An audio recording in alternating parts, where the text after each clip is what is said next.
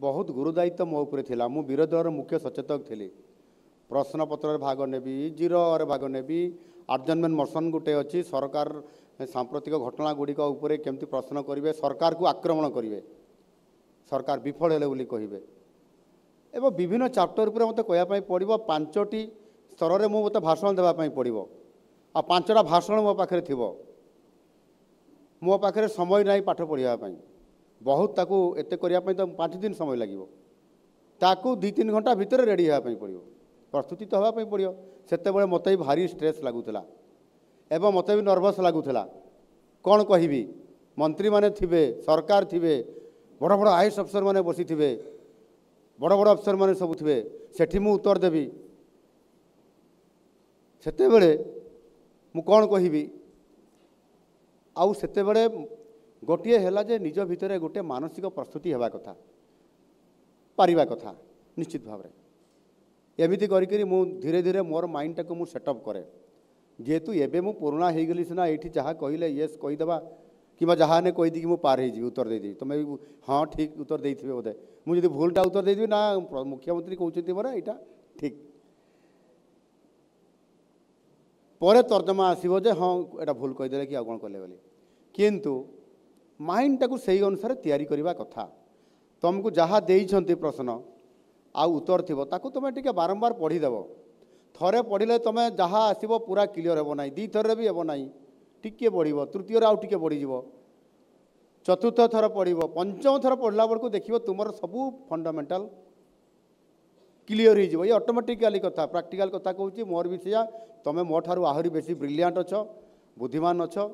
तुम्हें ये भल भल शिक्षक शिक्षयित्री पाइछ, कैपिटल हाईस्कल पाठ पढ़ुच। निश्चित भाव में तुम आउ टे ब्रिलियंट अच्छ, ताकू मन रखिपार। प्राक्टिस टाकू हूँ बेसी करवा दरकार। प्राक्टिस करला परे बिंदु गुड़िक उपरे तुम फोकस कर करिपारिबा दरकार। मते जो मैंने ये प्रकार बहुत समय मुझे एत पाठ कोर्स समय ना केमती मु करी मते आप एकाथरे मते फंडामेंटाल कला भाया बुझे दिंतु। सेमिति कहीं कहती ना कि समस्त सब बड़े फंडामेंटाल क्लीयर हे ना, किसी ना कि रही। तो मते कहती जे जो स्पीचटा दि जाइए आप 5 थर पढ़ीदे, टिके ध्यान देकरी। थरे मु पढ़ीदेली, आउ थे पढ़िली, तापर शोई पड़े। पाहांता बा सकाळे उठिला परे मु कहले ना टिके मुह को धोईकी टिके देखीदेवा। आज सेते धीरे धीरे सबू कथा मन पड़ जाए।